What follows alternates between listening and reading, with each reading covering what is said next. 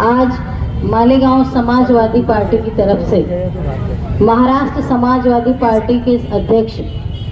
अबू आसिम आज़मी साहब की असेंबली में जो निलंबन हुआ है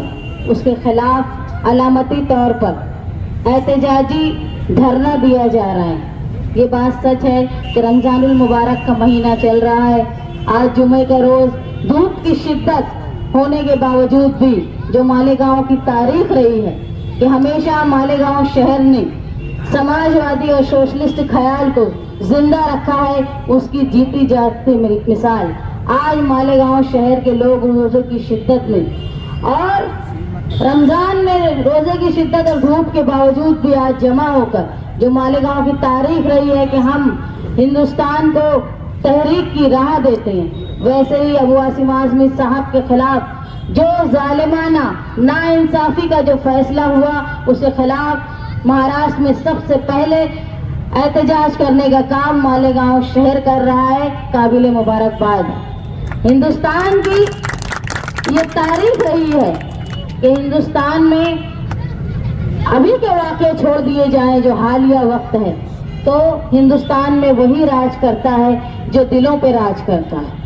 और माजी में भी आपने देखा है कि हिंदुस्तानियों का दिल इतना बड़ा था कि जहां सम्राट अशोक इन्होंने अपने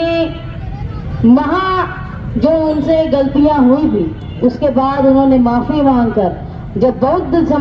समाज को अपनाया और शांति का वो प्रतीक बन गए तो हिंदुस्तानियों ने उनके माजी को भूलकर उनकी माफी को याद रखते हुए उनको अपना सम्राट बनाया। इसी तरह जब अशोक जिनको कहते हैं सिकंदर आजम दुनिया पर राज करने आए और हिंदुस्तान आए फतेह करने के लिए, लेकिन हिंदुस्तानियों की मर्जी नहीं थी कि उनको कबूल करते, तो कबायली लोगों ने उनको इतने जख्म दिए कि वो वापस जाते हुए शिद्दत अपने जख्म की शिद्दत बर्दाश्त न करते हुए उनका इंतकाल हो गया। तो हिंदुस्तानियों को वही राज करता है जो हिंदुस्तानियों के दिलों पर राज करता है। अगर किसी हुकूमत ने हिंदुस्तान पर इतना राज किया है तो यकीनन वो आवाम के दिलों पर राज करते होंगे। ये तारीख भी बताती है। हम यहाँ जमा हुए हैं ये बताने के लिए कि अगर कोई संवैधानिक तौर पे अपनी राय रखता है किसी की मुखालफत करने के बाद बिना, तो उसकी राय को तारीख की रोशनी में कबूल करना चाहिए। अगर किसी बादशाह के बारे में तारीफ की गई अबू आसिम आज़मी साहब की तो ये तारीख अबू आसिम आज़मी साहब ने नहीं लिखी, ये हिंदुस्तान की तारीखदान ने लिखी है। और यकीनन अगर औरंगजेब रहमतुल्लाह अलैह ने हिंदुस्तान पर राज किया तो अखंड हिंदुस्तान पर हिंदुस्तान के मुगल बादशाहों के सबसे बड़े हिस्से पर राज करने वाले वो औरंगजेब रहमतुल्लाह अलैह थे और यकीनन वो लोगों के दिलों पर राज करते होंगे। जिस तरह उन्होंने मंदिरों के लिए दान किया, जिस तरह उन्होंने अपनी फौज में मुसलमानों के साथ साथ बड़ी तादाद में गैर मुस्लिम लोगों को रखा, इसका मतलब है वो सेकुलर थे, वो लोगों को लेकर चलते थे, इसीलिए इतने बड़े खित्ते पर उन्होंने राज किया। लेकिन आज हिंदुस्तान का जैसे मॉडर्निज्म हो रहा है इसके बाद भी हिंदुस्तान में संविधान पर सबसे बड़ा खतरा हो गया। यहाँ ऐसा हो गया है कि हमारा मुल्क ऐसा था जहाँ राम की पूजा करने वालों को भी कबूल किया जाता था, और यही ऐसा भी है कि उज्जैन, मंदसौर, कर्नाटक, आंध्र प्रदेश और कई इलाके ऐसे हैं जहाँ रावण की पूजा करने वाले हैं उनको भी कबूल किया जाता है। लेकिन ऐसा हो गया अगर कोई मुसलमान बादशाह हो या नाम हो, कोई रहम दिल हो या वाकई कोई वली भी हो, आज के वक्त में सिर्फ मुसलमान का फेवर करना, उनकी तारीफ करने को लोग मुखालफत में खड़े हो जाते हैं। बड़े दुख की बात है, ऐसे ही बाबा साहेब अम्बेडकर के उसूलों पर जो हमारा संविधान बना है आज वो खतरे में है। हम समाजवादी अपने आप को बहुत खुशनसीब मानते हैं कि जिस तरह बाबरी मस्जिद की शहादत के वक्त कार सेवकों पर रोकने का काम समाजवादी ने किया था, आज वैसे ही अगर किसी पर गलत बयानी की जा रही हो तो आज भी समाजवादी खड़े होकर अबू आसिम आज़मी साहब जुल्म के खिलाफ आवाज उठाते हैं। काबिले मुबारकबाद है। और जहां पार्टी के लोग वोट लेने के लिए पार्टी के सरबराह अपने लीडर के रियासती लीडर की बातों को झटक देते हैं। वहां अबू आसिम आजमी साहब की बातों को अखिलेश यादव ने कबूल किया। याद रखो, अखिलेश यादव वो है जहां वो योगी से लड़ाई कर रहे हैं, फिरका परस्ती का जो मंबा बना हुआ है, लेकिन वहां भी उन्होंने अपनी वोट की सियासत को किनारे रखते हुए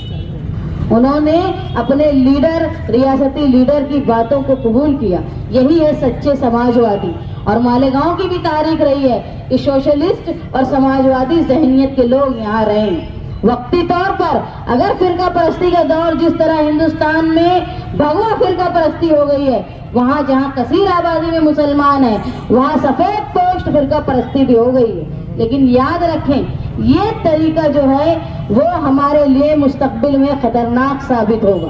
जिस तरह आरएसएस के लोग गांधीयाई उसूल को पसंद नहीं करते, जिस तरह आरएसएस के लोग बाबा साहेब अम्बेडकर के संविधान को पसंद नहीं करते, उसी तरह कुछ लोग ऐसे भी हैं जो मजहब का चोला पहन के आरएसएस की पॉलिसी को चला रहे हैं। आज जरूरी ये है कि हिंदुस्तान में रहते हुए हम भाईचारगी से रहें। जहां हम औरंगजेब रहमतुल्लाह अलैह को अपना आइडियल और अपना हिंदुस्तान का एक अजीम बादशाह मानते हैं, वहीं हम शिवाजी महाराज को भी एक महाराज के अजीम बादशाह मानते हैं, और वहीं हम सम्राट अशोक को भी अजीम बादशाह मानते हैं। ये हिंदुस्तान मजहब की बुनियाद पर नहीं, इंसान ये यहाँ पर हुकूमत करने के तरीके की वजह से लोगों को पहचाना जाता है। आज हमारा यहाँ जो अलामती धरना हुआ है, हम मालेगांव समाजवादी पार्टी और मालेगांव शहर की आवाम की तरफ से अबू आसिम आजमी साहब को जो निलंबित किया गया है उसके खिलाफ, उनके सस्पेंशन के खिलाफ हम गवर्नर, प्रांत ऑफिसर के जरिए गवर्नर को ये लेटर भेज रहे हैं कि मालेगांव शहर की आवाम वो अबू आसिम आजमी साहब को जो असेंबली में बजट सेशन तक सस्पेंड किया गया है, उनका सस्पेंशन वापस ले। और जो उन्होंने बयान दिया उसके बाद मुसलसल फिरका परस्त लोग उनको धमकियां दे रहे हैं, उनको जान से मारने की कोशिश करेंगे ऐसा लगता है, तो हुकूमत महाराष्ट्र उनको जेड कमांडो फोर्सेस का सिक्योरिटी दे। ये डिमांड हम लोग मालेगांव शहर की तरफ से कर रहे हैं, हम उम्मीद गवर्नर से कर रहे हैं, और ये हम उम्मीद करते हैं कि आज भी हिंदुस्तान और महाराष्ट्र जो है वो संविधान पर चलता है। अगर असेंबली के बाहर की गई बातों को असेंबली में फिरका परस्तों के दबाव में लिया जा रहा है, उस पर अमल किया जा रहा है, तो जरूर महाराष्ट्र के गवर्नर जो हैं वो इस बात की वो निशानदही करेंगे कि गैर संवैधानिक हरकत हुई है, इस हरकत को खत्म करेंगे और वापस अबू आसिम आजमी साहब की रुकनियत को बहाल करेंगे। क्योंकि आज सिर्फ महाराष्ट्र को नहीं, बिलखुसूस मालेगांव को अबू आसिम आजमी साहब की ऐवान में रहना बहुत जरूरी है। उन्होंने हमसे मालेगांव शहर के जो हालात थे, एसआईटी और मालेगांव शहर में जो गिरफ्तारी हो रही है बिला वजह, रोहिंग्याई और लोगों को कहकर, बांग्लादेशी कहकर इसके खिलाफ वो आवाज उठाने वाले थे। आज हमारे लिए दुख की बात है कि वो ऐवान में नहीं है, वरना वो जरूर आवाज उठाते। और वो आवाज उठा के मालेगांव शहर के लिए जिस तरह कुछ नुमाइंदे खामोश बैठे हैं, गफलत में हैं, जब आप बीजेपी और आरएसएस के अहलकार बने हुए हैं, वहाँ ऐसे वक्त में अबू आसिम आजमी साहब मालेगांव शहर का एक सहारा थे। हम जरूर उनके लिए कोशिश करेंगे, गवर्नर साहब से मांग करेंगे और आगे जब जब जरूरत पड़ेगी ताकि मालेगांव शहर की तरफ से वो नुमाइंदगी करे, ऐसे हम अपील करते हैं गवर्नमेंट से और गवर्नर से। आप लोग तमाम यहाँ आए, अभी